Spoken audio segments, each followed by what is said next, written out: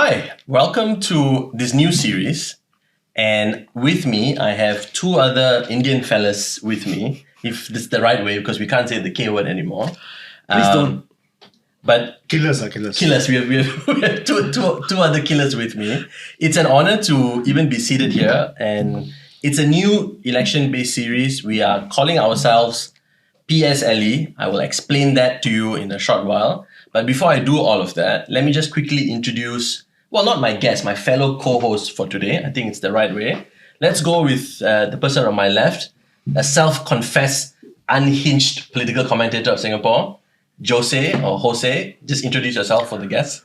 Well, thanks for taking the time. I think, it's lovely that this is happening between us, with three old friends. Sometimes, I catch up with one and more often, and I've never met Mel, only online. And we're doing this for the first time. It's going to be fun. We are in a very, very interesting stage of the elections right now. Just one more day before the big one.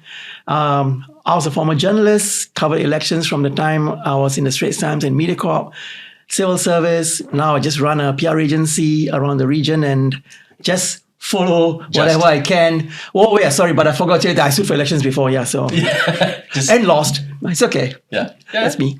At least you tried. Oh, yeah. Right, not everyone can say that. I'm not going to do it again. Okay, we'll see. No way. I'm not going to do it again. Anyway, Mel. And then over to you. Wow. Thanks, Valan.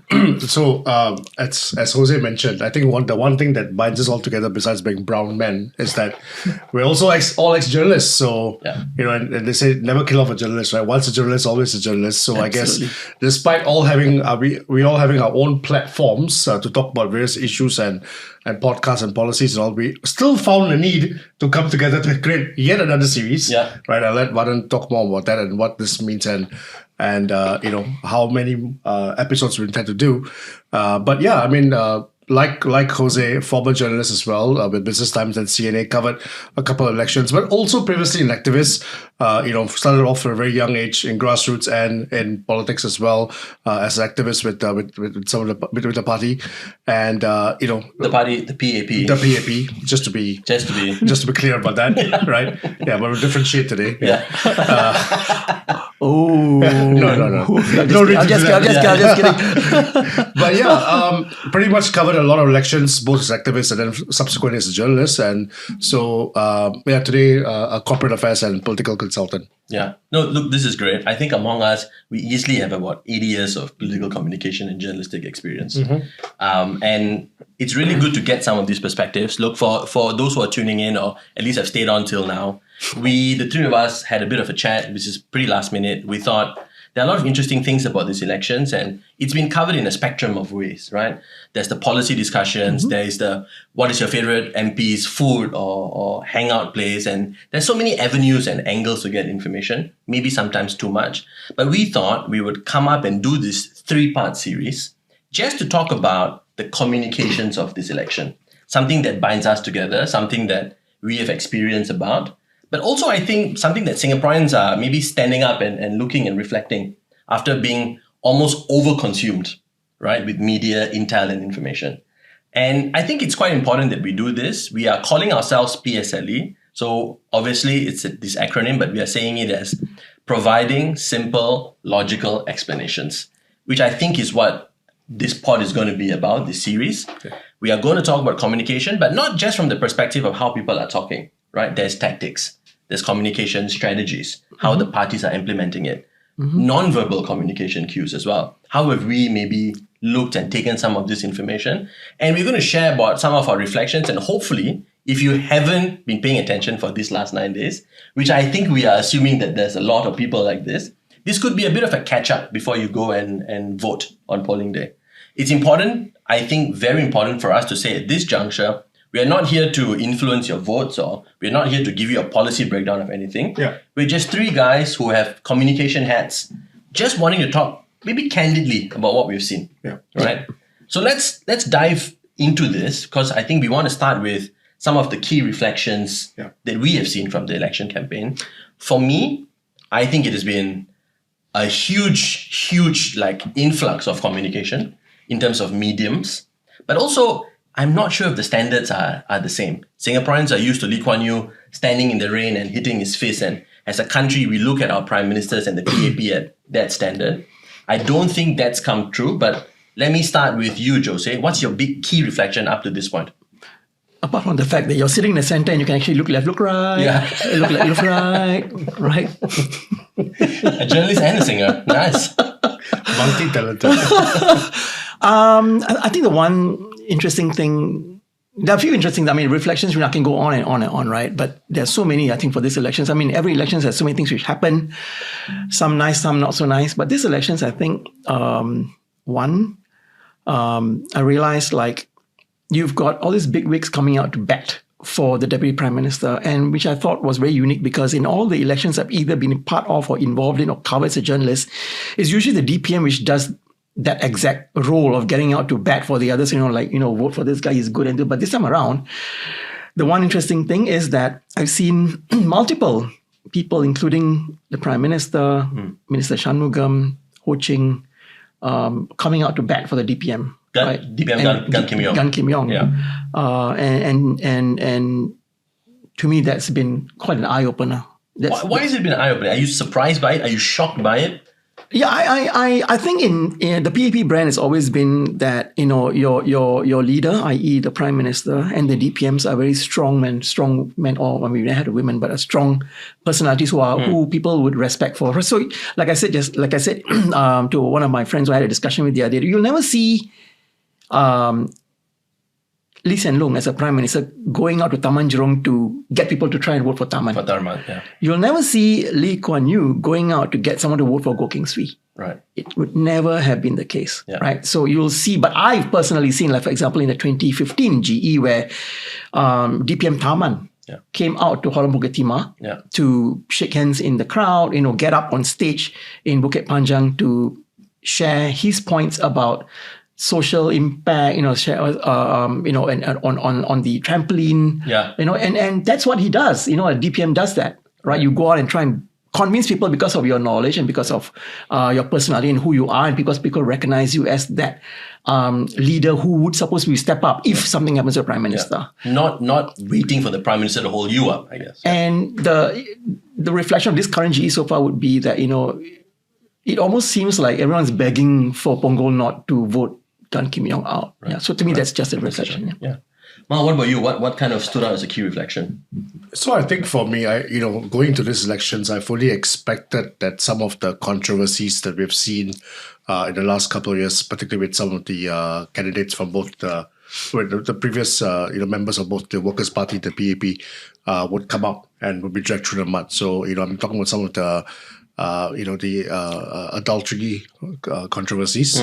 Also, former Minister Iswaran's, corruption scandal as well. Yeah. And also, I think on the other side, the whole Raisa Khan issue and Pritam's, court case as well. Yeah. I thought, there'll be some form of bringing that through the mud because that used to be the case before. Yeah. Right. And the fact that, we are the penultimate day today and we have one more final ready to go tonight. Yeah. So far, that hasn't come out in a big way. And to me, that's a really good thing. Right. To me, that's a sign that, the political discourse in Singapore is heading in the right direction. Right. We are somewhat maturing. There's a long way to go. Right. We're nowhere near where we want to go. Yeah. But I think it's definitely heading in the right direction. I hope I'm not wrong, and I hope no one proves me wrong tonight. Right. But the Workers' Party guy, that was the only one, right, that I can remember. The one whose text was leaked. Yes. And he had to come to apologize. I can't think of anything else, actually. Yes, nothing major otherwise. Yeah. Nothing major otherwise. Yeah. Okay. The only lesson there is that be careful of your business school classmates. I gotta remove myself on chat groups in future. I guess when you are a politician or having aspirations for politics, just gotta be careful what you put out. Anyway, even with close friends, right? Yeah. Actually, this is quite different from the last G, right? Because last G, by this point, last G, people had to come out and apologize, and it was like a big thing for the Workers' Party as well. So and I guess for PAP it was Ivan, right? If I wasn't wrong. That's right. Okay. No, but Ivan did not take part. No, but even to the lead up. The lead up, yes. But because of maybe we are maturing, or maybe the candidate selection is better. Let's see, who knows, right, at this point. Also because I think, a function of that is because there's dirt on both sides. So no one wants to open a can of worms and, have to deal with repercussions on their own side as well. Yeah. So that's a function of that as well, maybe. True. I think for me, what really kind of stood out, or something that I've been quite impressed by, is this new Pritam Singh, right? This new leader of the opposition. And what I mean by that is the way he has rallied in his rally speeches, his targeted attacks, the way he's speaking. It's a different Pritam that I'm seeing, or at least a different Workers' Party. Gone are the videos of him sitting in Parliament and generally agreeing with the PAP on most things, or sitting and listening to Edwin Tong ask him questions and fighting over sentence by sentence. I think this Pritam Singh seems a bit more measured, but also direct. I mean, look at the people who are going to the Workers' Party rallies, right? People before him, they also attack, but they are kind of programmed in what they are going to say. They don't repeat each other. And then Pritam comes up generally at the end, and the way he brings people and the way his attacks are very targeted and focused. And I also noticed once he hammers, pardon the pun, on the points that he wants to make, it's gone. Next day, new angle, new version of attack. It's been interesting because I think for those neutrals, it's quite an engaging, it's quite a spectacle. Yeah. It's what the rally is. So I've been really impressed by that. Yeah. No, I think you're right. I mean, I think the Workers' Party is so targeted in its attack that every single day so far I've heard their rallies, it's been focused on the particular constituency that they are competing in, right? So it's Punggol and Gan Kim Yong. It was East Coast and Minister Edwin Tong. Right. It was Tampines, Right. or Ng Chee Meng and Jalan Kayu. Yeah. Right. So it was very targeted attacks. Yeah. Right. And the line of attacking. No, yeah, absolutely. Yeah. I think it has obviously got noticed, right? Because Senior Minister Lee in his doorstop came out and said it's kind of negative politics and something that we don't want to see. I think Prime Minister Lawrence Wong also seems surprised that this Workers' Party and this Pritam is not exactly what they were expecting. Do you think this is negative politics, or is this just the name of the game? This is election season after all, right? I mean, I've like all of you, have followed elections for a long time, right? And I think the very first elections I was involved in as a kid was 1981 when JBJ won. And I was actually at the counting center. The election season actually brings out the best and the worst in all political parties, and the unfortunate thing is, which I did not see this time around, which is a good thing. The PAP usually has an approach where the first few days will be when they go out and attack all the way, right? I did not see that this time around. And maybe tactically they have changed. So I think that's why they were taken aback that the Workers' Party actually took a leaf out of themselves, like what the PAP used to do, and essentially went for the jugular right from day one. Did they copy a PAP textbook? Or has the Workers' Party also been like that from before? I think in previous elections, it is the PAP who really throws the bombs at everyone, and then everyone starts to respond. Right. And that's usually okay. In elections, from what I see, usually with the first 3-4 days, you essentially try to find that weakest link in your opponent's armory and you go for it, right? Yeah. Either you bring up issues or bring out the fact that, they were not able to perform, etc., or find flaws in their manifesto and go for it. Right. And the next couple of days towards the end, you then bring out, why vote for me? Because at that point, people already would either be confused, already had made a decision, and you try and convince them to, I'm going to be your representative, and why you vote for me. So it's tactically, that's been a playbook. Right. That playbook seems to have been embarked on by the Workers' Party this time around, where they just went for the jugular. And I'm expecting that, they would zero in on why give the Workers' Party a chance today in the final rallies, right? Because the last couple of days, essentially, they've already thrown everything up, which has essentially upended the way these elections has been run, especially in the Workers' Party contested wards, right? And you can see the way in which the PAP has come out to try to defend the candidates they are putting up in those wards, right? Whether it's Ng Chee Meng or whether it's Masagos, or whether or not it's Janil Puthucheary, Sun Shui Ling, and Gan Kim Yong. I mean, we spoke about it earlier. So I think tactically, there's been a bit of a shift. Yeah. Whether or not it was planned, I don't know. Yeah. I would not know. Yeah. But ultimately, at the end of every elections campaign, there's always a post-mortem. I'm waiting to see what happens this time around. Right. So from the PAP side, I mean, I know PM Lawrence Wong, and I know he's a gentleman. Right. Right. And, there has been this cry from the ground last 10, 15 years saying that PAP, please don't play gutter politics, please keep your politics clean and so on and so forth. And I know that made an impression on Lawrence Wong. It's something that he truly believes in. Right. And I think that's why this time around the strategy, I mean, there have been comments saying that how much is he involved in the strategy. I do believe he's very much driving the strategy, right? And I think the strategy has been to not get dragged into that and to be above ground. I mean, I have some friends who are both candidates and also activists in the PAP side. And I've been asking them, what's going on? Why is it that, you guys are not rebutting and stuff like that, right? And I've been consistently told by all of them that the message is just to focus on politics, on policies, on what has been done well, and not to be dragged into that. So Singaporeans asked, and I think on that hand, Lawrence Wong and the PAP team has delivered, right? Now, it could backfire on them instead, ironically. But, you can't fault them for at least wanting or to give the electorate what they had been asking for. Right? But, I mean, your point, Varun, about whether this is the norm or, this has been a past, I think if we look at politics in other countries, in fact, we are very mild. Very mild. Absolutely. Right? Absolutely. I mean, you mentioned Jose yesterday, your friend from Malaysia as well was commenting on that. I mean, I have friends from overseas who saying, this is your politics. I mean, this is like, our roadside municipal elections are more than this, right? So it is very mild, right? And this is something that I think the Workers' Party has consistently, at least in the new Workers' Party since 2011, has consistently been bringing this to the table. Right. And I think this time around, what they have done is elevated themselves to be more structured and more disciplined. Right. Actually, I want to throw a question out to you guys because I want to go a little bit more into this because I think a lot of Singaporeans would see this and it's out of the normal, right? This is definitely a new engineering of what they are seeing politically. Albeit, yes, we are a bit more modest in terms of the scale. Workers' Party, a lot of new candidates. We know they went through a vetting procedure. PAP, I totally hear what you say about moving away from the gutter politics. But they've also lost a lot of seasoned hard men, right? And politics is an experience game, right? The more you do, the better you get at it. They've also launched a lot of new faces. Could it, or maybe do you guys think, could it just be the fact that actually the PAP candidates, they are not used to getting their hands dirty in the mud, whereas the Workers' Party are.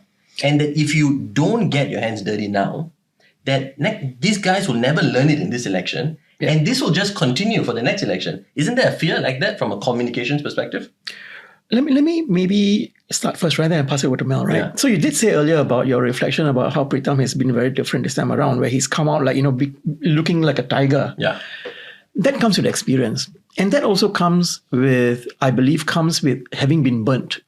And it makes you stronger. I mean, you will only become a stronger person in what you do with experience, right? And experience teaches you to know where to navigate your landmines. And you also know tactically what you need to do. Elections is like that. Really, elections is like that. Essentially, the experience matters. Why is it? As a candidate, you look for people who has run elections before because it means something. Knowing what a PEA does, knowing what an EA does, knowing all your submissions, knowing how to submit all your papers without getting messed up, right? Making sure that you don't get called out on a disqualification, right? This comes with experience. Right? So elections really is about experience. I mean, today I can still remember what I did in 2020. I remember, how I quickly submitted all my documents online and I was candidate 0001, not even a prime minister, right? Because I was just ready for it, right? That comes with experience. So to a point about what's changed about Pritam is the experience. He's been through the fire and now he's coming out, essentially all guns blazing, fighting it out. But also, he's not fighting for government. The fact that he's only going to have this amount of seats, does that help his fight? Is it easier to have a communication strategy like that, whereas the PAP has to be more concerned about the wider things? I think that's a strategy, Mel. What do you think? I think that's a strategy, right? You win bit by bit. I mean, you can't come out at one election and say, I'm going to take over the government. No one's going to believe you, right? You spook people. Exactly. You spook people. So I think it's a very calibrated strategy and they're sticking to it very disciplined way. Telling people, not spooking people, but making small incremental inroads every elections. I think it's a great strategy. But no, I totally agree with Jose. I think the ability, the baptism of fire, it's so important in politics, right? I mean, LKY was LKY because he had come from opposition, right? He'd been through the baptism of fire. And today, if you ask anybody, who is the one PAP, politician who they think has got that fire in the belly, I dare say many of them will say it's Ong Ye Kung. Shanmugam as well. But Ong Ye Kung stands out amongst the 4G especially. I mean, the 3G and beyond, yes, they had that. They have that, right? But 4G, if you ask, I think Ong Kiang stands out because he had Aljunied in 2011. Yeah. I think that was his baptism on fire. Yeah. Right? Yeah. He learned a lot from that. He Yeah. picked up on that. So I'm not saying that PAP MPs need to lose elections to come back stronger. I think that's what you're saying. But I'm saying that I think you're right because the kind of candidates that are coming forward, they're all great people, right? Clean, integrity, competence, but raw in terms of politics. Yeah. Right? And I don't think they have that political acumen yet. Yeah. I want to flip this. Yeah.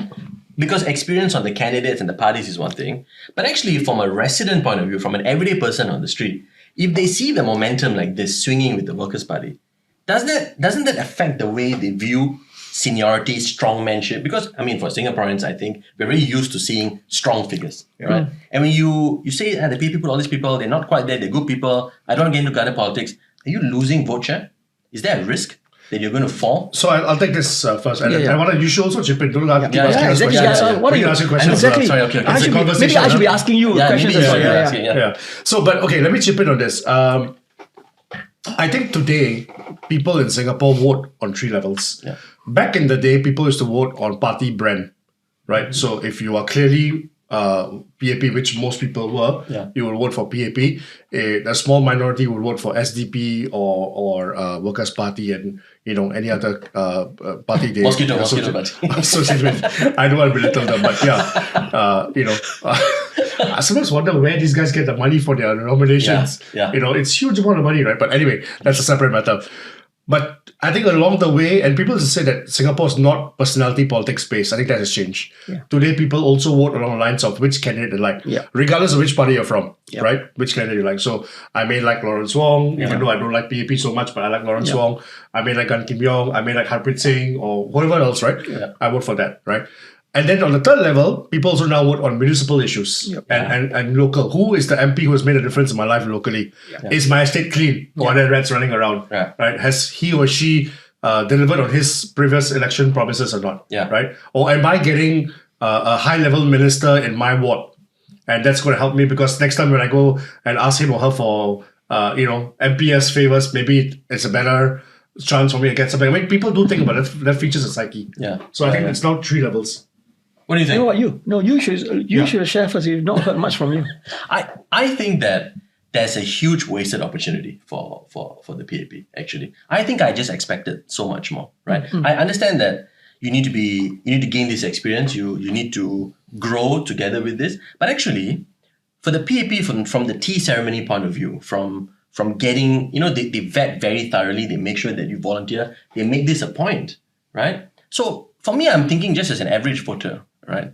Yeah, I expect the PAP to speak up for that 60%. The majority of this country votes in favor of this incumbent government. I think they have a responsibility, to make sure that they're not only listening to feedback about, hey, don't go into gutter politics, but also fight tooth and nail to make sure that people know that this is a party that means business. And from that point of view, I'm expecting the PAP to maneuver itself to do everything, right? Listen to the feedback, don't get into gutter politics, but at the same time, show your strength where it's needed.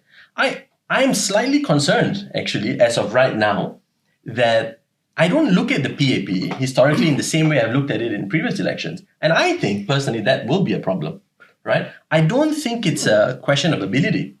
I don't think I'm questioning any of their competencies.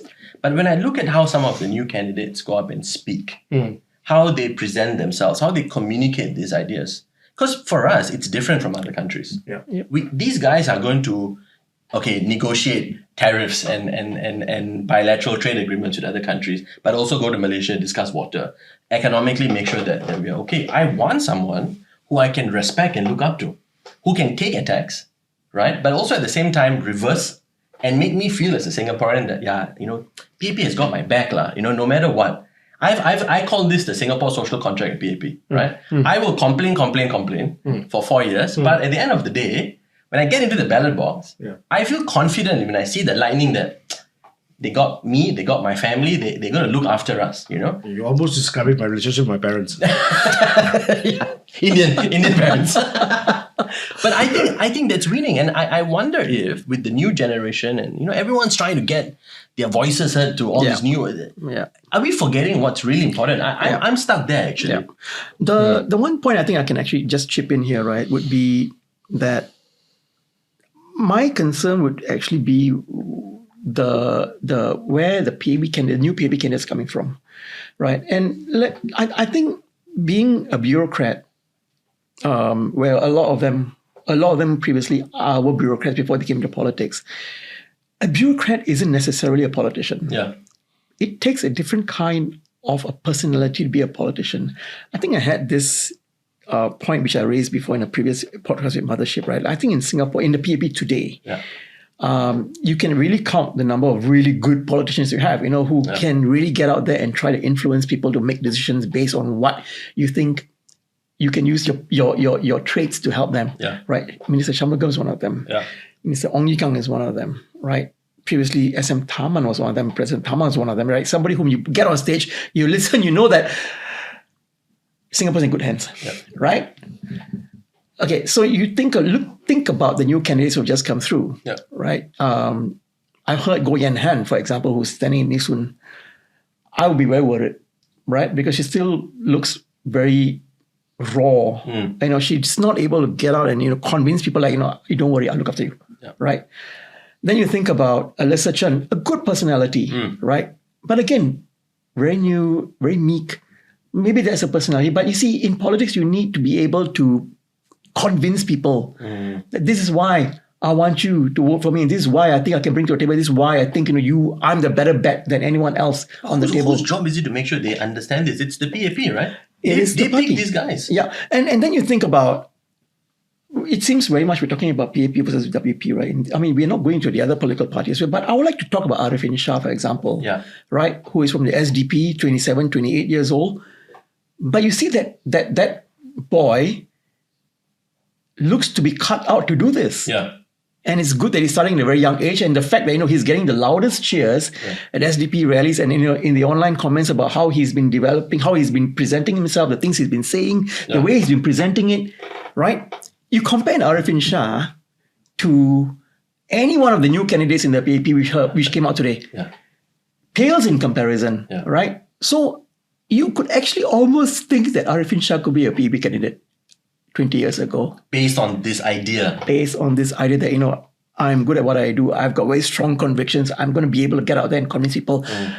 You could almost picture him in the white and white, right? But he isn't. So interestingly, I think there's a psyche that has developed. And I say this because before I left home today to come here, I got a call from a very senior member of my community who was talking about some of these issues. And what he shared reflects what a segment of the population has begun to think, that in Singapore, we don't want seasoned politicians. We want the floundering bureaucrat.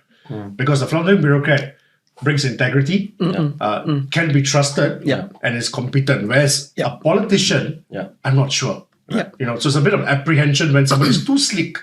And too, So it's different in other countries. But we have begun to believe that in Singapore. So whether rightly or wrongly, I don't know. No, but there would be a trust gap, you see, if you're seeing a floundering politician, a floundering bureaucrat get on stage and is not able to deliver in a way where you expect a politician to deliver. Because don't forget, because we've also been so much in tune with how Lee Kuan Yew delivered his rallies and Goh Chok Tong and Lee Hsien Loong. We've been raised in that kind of a psyche, right, where we know that to be a good politician, you must have that fire, that iron, right? You must have the iron in you. Right? I mean, and then you ask yourself, you think about, some of the new candidates and you would be concerned, but, hopefully if they're able to deliver it all in good. Actually, I think you made a good point that I want us to now also kind of think about as well. We've been talking about Workers' Party, PAP. We brought Arifin Shah. Actually, for me, Paul Tambaya and the way he's communicated during this period of elections, different to the Arifin Shah mold, right? Same party. I think spectacular, right? There's a smile. More mature. I find him very engaging, talking about things that matter. Then it makes me think also like, actually, maybe we need to change our attitude a little bit, because Paul Tambaya, bright, like his professional background, this country didn't elect someone who works with diseases during the pandemic. That is something that I cannot believe as an average voter in Singapore. But his communication, a little bit more measured from before, but more engaging. When he comes on any kind of podcast, really good. So then you take that same mold, you look at some of the other parties that are going around, the SDA and the PPP and your previous party, SPP. But do they still exist? Sorry, sorry, that's a bad joke. Sorry. They are, I think, still fluttering and floundering around. What is the right way to communicate? Because I think they come with this perspective that, actually, you know what? I'm just going to run on the opposition ticket, right? I'm going to let the Workers' Party do the communication for the opposition, and I'm just going to come and hand out flyers, just wear a different color shirt. Just ride the wave. Just ride the wave. Yeah. And how much of that, actually now I'm thinking, should we as Singaporeans be concerned about? Because we have to earn our keep, right, in the communication table. Yeah. Should we be aware? Is this... There's one thing which, I mean, before I hand over to Mel, Mel can also help me with this, right? But I did say previously, like, I think in Singapore, there's only going to be 4 parties which would probably have a chance, right? Of 3 parties apart from the PAP who would be electable at this point, okay? Yeah. Obviously PAP, because they're in Parliament. The Workers' Party, they are in Parliament, right? And then the ones who were NCMPs the last round, PSP, and possibly SDP, because they came very close the last round, right? The rest of them, they are just, they're there to make up the diversity. These elections, we will then know whether or not I'm right about the electability, right? Because, and at some point you probably want to just focus, there'll be a focus just on these few parties. So the one thing which I wanted to raise, maybe bring up would be, actually I'm quite disappointed in the way the PSPs actually managed themselves in these elections. It looks like they're not a dominant party at all. Just from communication or Just even ideas? Ideas and communication, and the fact that compared to the last elections, they actually diminished in terms of size, right? I mean, it's almost unimaginable that a political party which only stood in one GRC in 2020 today is the 3rd largest opposition party, right? And Mr. Ravi Philaman. Yes, correct. So how is that possible, right? I mean, to me that's unfathomable. It's mind-blowing. I don't know how we got there. Yeah. And I mean, this man crowed like a rooster yesterday. At 5 p.m. At 5 p.m. Not at 5 a.m. And was talking about vanilla Coke, which I never knew still existed. I thought it didn't exist anymore. But then again, Mel, all to you. No, it's a good point. I just want to go back to Vanan's point about the communication techniques, right? Are things like door-to-door flyers, printed manifestos, still relevant today? Yeah. And there are parties that still hinge on that. Yeah. That still very much rely on that. I mean, I'll be very frankly tell you that some of the flyers that have come into my mailbox, my kids have made paper aeroplanes and have been very liberally drawing on them. Yeah. Right? Yeah. I've seen them thrown on the floor. Yeah, I've seen a lot. Yeah. And we have this grand plans for being a green society. Yeah. So it's something to think about. Yeah. Right? Whether these are necessarily these things still work. Yeah. If not, then what are the main ways to communicate? Right. We have now televised debates over the last couple of years. This year's debate, I'm not sure whether it really worked. I'm not really sure what was meant to be achieved. I think viewership was pretty dismal. Yeah. Right. There's also unfairness, right? I think we talked about Seemingly. 4 minutes versus 1 minute. I didn't like the look of I that. mean, the logic behind it is sound, right, and understandable, but the perception to it is again creates a David versus Goliath, perception, right? And I think if not, then are the rallies the main point? Online, what sort of things are coming up? And some of the videos that are coming out social media, those that are well engineered by influence, well and good. The rest, so much of it is so cringe. Yeah. So cringe. Oh my God. That's a good word. Right? It's so cringe. So what is it that's going to stick? What is it going to work? I think a lot of political parties are now trying to figure out what's working for them. For a lot of them, this is a very new space. Yeah. It's a new world as well. Yeah. Right? Yeah. So they're all trying to figure out what works, especially for more established parties like the PAP, SDP, and Workers' Party. Yeah. I think a lot of it's very new to them as well. Yeah. I mean, we were talking, right? That vehicle that goes around shouting campaign. What did you call that? Perambulating vehicle. Yeah, PV. the perambulating vehicle. gosh. And I've seen much lesser of it. In fact, Yeah. I don't think I've seen it at all. Yeah. So clearly the attitudes are changing. It'll be a huge nuisance to have this going around. But I think that whole transition of social media is slowly happening, or at least in podcasts. Yeah. Yeah. Whereas other countries have already done this. So it seems like politicians cannot just be politicians or policy thinkers. They have to have a following. They have to be some kind of a celebrity. I mean, we are coming to the end of the pod now, but when the both of you are talking, it got me thinking. As an average person, if I hadn't followed these 8-9 days of campaigning, if I just watched the last day of rallies, could I just catch up? Is there anything that I've missed out? And actually, I think you can. So the question also is 9 days of campaigning or essentially communicating, right? Essentially is what they're doing. Is it too much or too little? Something that also I think warrants a discussion, don't you think? Yes. I think 9 days is the bare minimum, is a minimum number. And it's actually, the 9 days isn't for you to reach out and go to door anymore. The 9 days really is for you to look good, get on stage, speak well, communicate well, and get your points across. And you do a little bit of like visits in the hawker centers, showing your face around, doing a bit of doorstops. Is that fair for opposition parties? The crux of it would be you need to do your work over the 5 years. Exactly. Right. So, I mean, from experience, right? I mean, when I was in Potong Pasir, 4 years I was on the ground. That 9 days of campaigning, I really and the difference in 20 was there was no physical rallies. Yeah.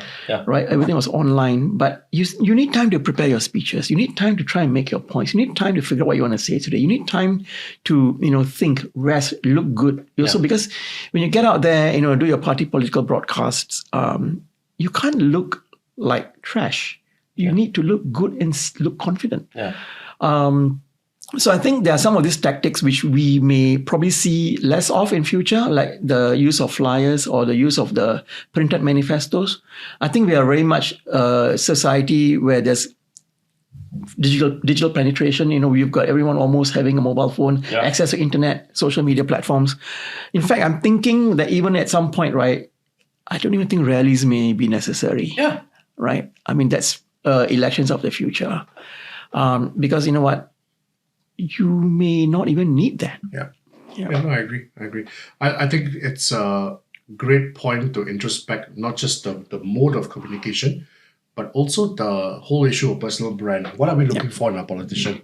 I said earlier, are we looking for the blundering bureaucrat who cannot communicate, cannot give a speech?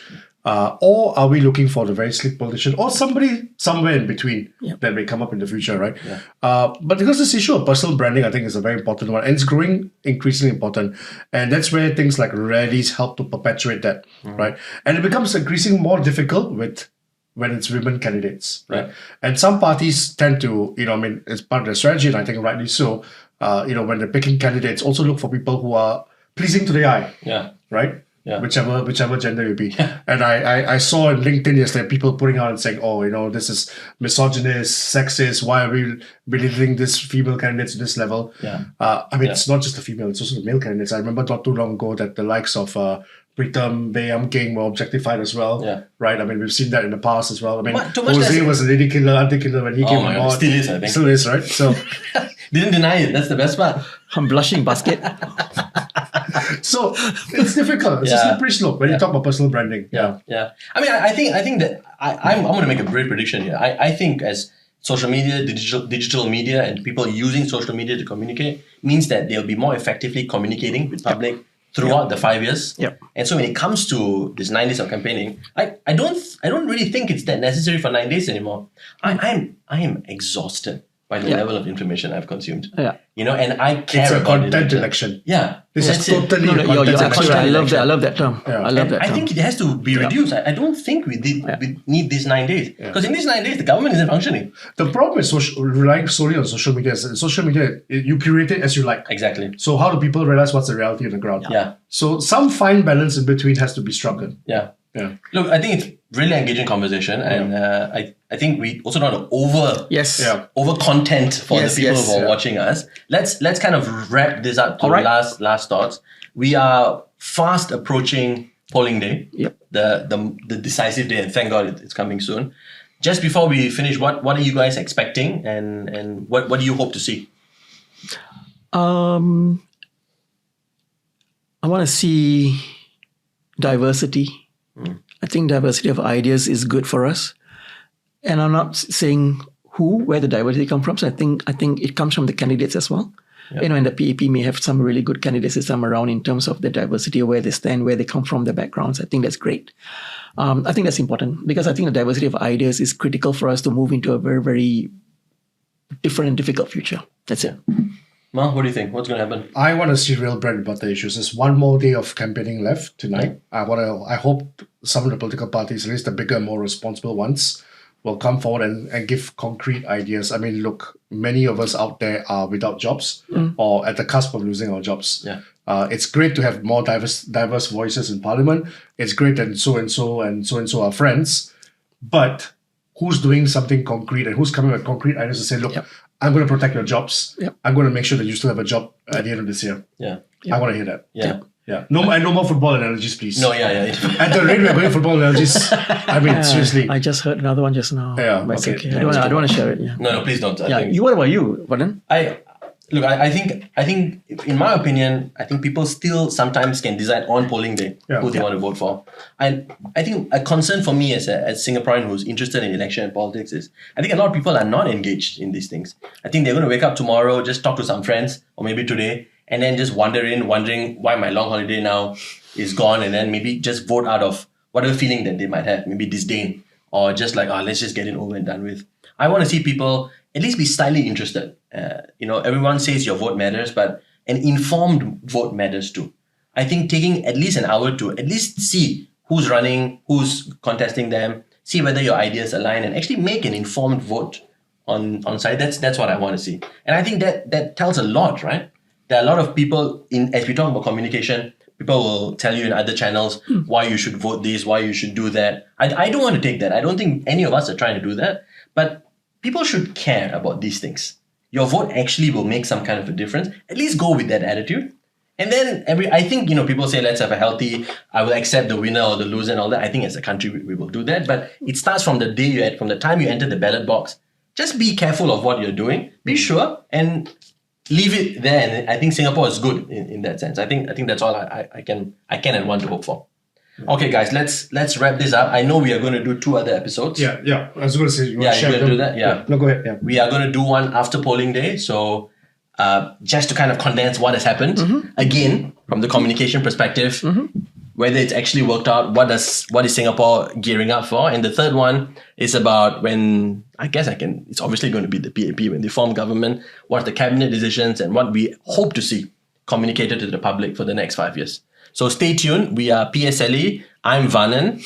I'm Jose. I'm Al. And see you guys soon.